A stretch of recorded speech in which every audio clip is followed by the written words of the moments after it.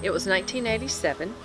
I was a new bride, had just married and moved here from Atlanta, and we had a townhome over on Appalachia Parkway in Twin Lakes, and it's the first yard I ever had, and I wanted to, do the American dream, have the yard and the flowers and the home. And there was a little shack building with greenhouses, and I pulled in, and this was when Capitol Circle was two-lane, two-way, and Mr. Esposito, Ralph's father, Susan's father, he was running Esposito's, and that's when I started learning about flowers and plants.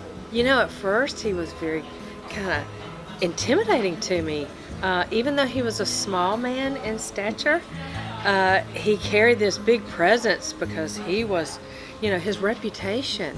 Everyone, as I came to find out in Tallahassee, his reputation was huge. And I quickly found, though, that he was one that wanted to spill out his knowledge to you. That was a joy for him. And I hated that I caught him at the back end of his career instead of the front end or mid part of his career, because I could have really enjoyed that relationship further. It's their passion, again, I think, is first and foremost that comes through in what they both did in their lives with horticulture and everything. And Ralph, again, very personable, just like his father. And those two men are really the only reason that I have stayed with Esposito's for 31 years. I've had a challenge in my life, a health challenge. And so we recently, or a couple years ago, downsized to a townhome. And I wanted to do the yard. So I drew up my plan, and I coordinated with Ralph. And that was a very difficult time in my life because I was having to let go of so much.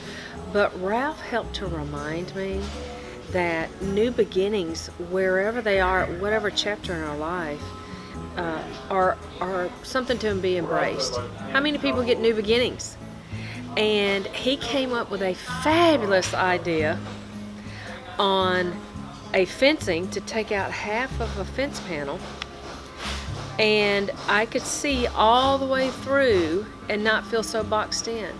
And it was like a window to nature behind our townhome that opened up. And I never would have opened that window had it not been for Ralph and his vision. And I love it every day. I sit there and I feel like it's just a little piece of heaven.